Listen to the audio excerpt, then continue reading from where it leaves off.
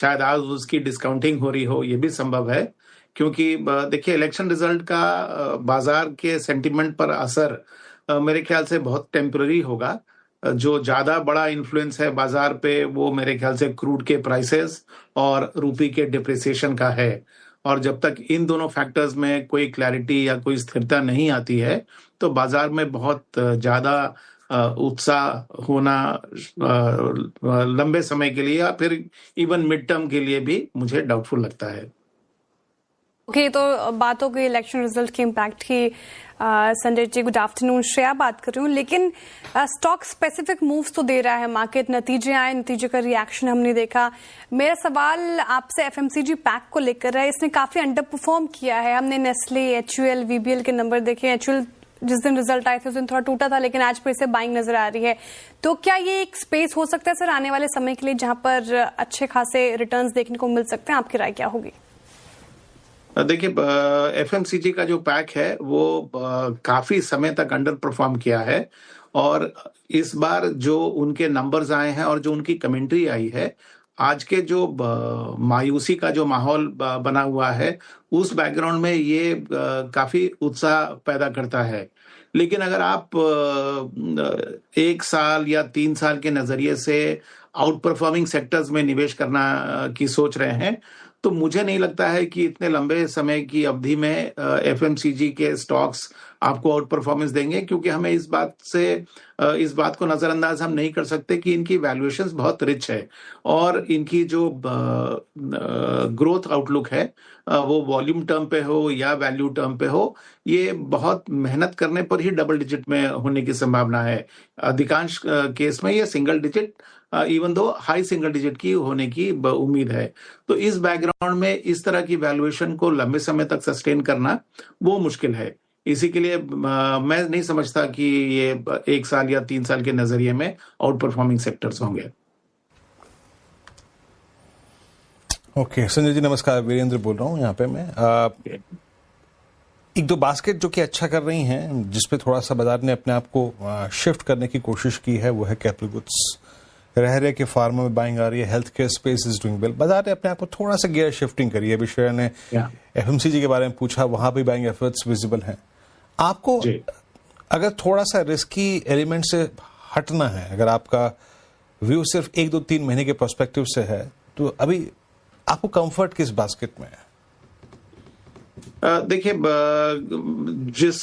अगर आप बाजार को 4 सेगमेंट में बांट दीजिए, consumers, industrial, financials and export oriented, तो इन 4 सेगमेंट में जहां पर अभी कंफर्ट है वो निसंदेह कंज्यूमर्स और इंडस्ट्रियल्स में है।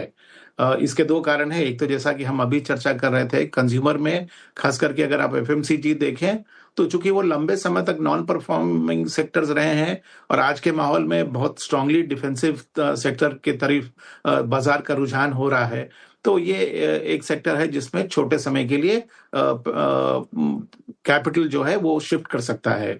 दूसरा जो सेगमेंट है वो इंडस्ट्रियल और खास करके इसके अंदर कैपिटल गुड्स का सेगमेंट है, क्योंकि ये जो घटनाएं हुई पिछले 2 महीने में जिसने हम लोगों को सजग किया है कि हमें डोमेस्टिक एनर्जी रिक्वायरमेंट में और भी अपने आप को आत्मनिर्भर बनाना है, तो उसका अगर आप देखें तो अपॉर्चुनिटी अगर आप मीडियम टर्म में लें या 3 साल के नजरिए में लें तो वो कैपिटल गुड्स कंपनी के लिए एक बहुत अच्छा अपॉर्चुनिटी पैदा कर रही हैं, या तो वो ट्रांसमिशन में हो या फिर जनरेशन में हो या इवन डिस्ट्रीब्यूशन में हो।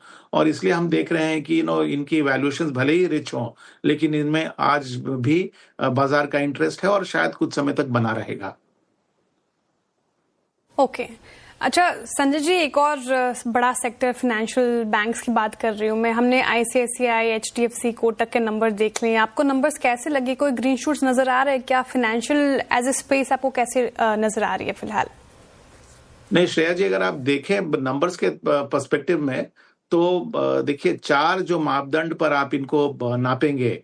एक तो इनकी जो आज की जो परफॉर्मेंस है वो इन चारों बातों पर निर्भर कर रही है कि उनको पूरा बेनिफिट मिला है इंटरेस्ट रेट साइकिल का, जिसके कारण इनकी नेट इंटरेस्ट मार्जिन शायद अभी अपने पीक पे है।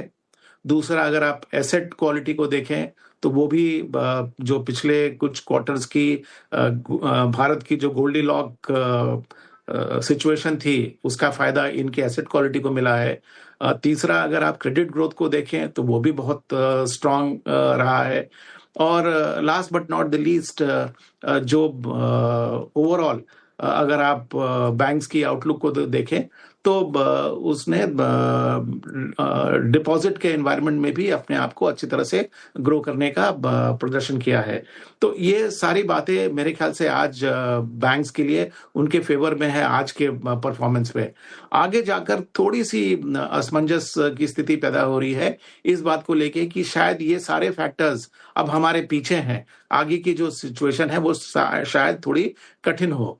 लेकिन मुझे लगता है कि अगर आप ओवरऑल मार्केट का कंस्ट्रक्ट देखेंगे तो उसमें जिस तरह का प्रोत्साहन सरकार के द्वारा दिया जा रहा है और जिस तरह से इंडस्ट्री फ्रंट फुट पे आ रही है और जिस तरह से रिटेल लोन का ग्रोथ है, मेरे ख्याल से ये जो फाइनेंशियल का आउटलुक है वो भी काफी स्ट्रांग है।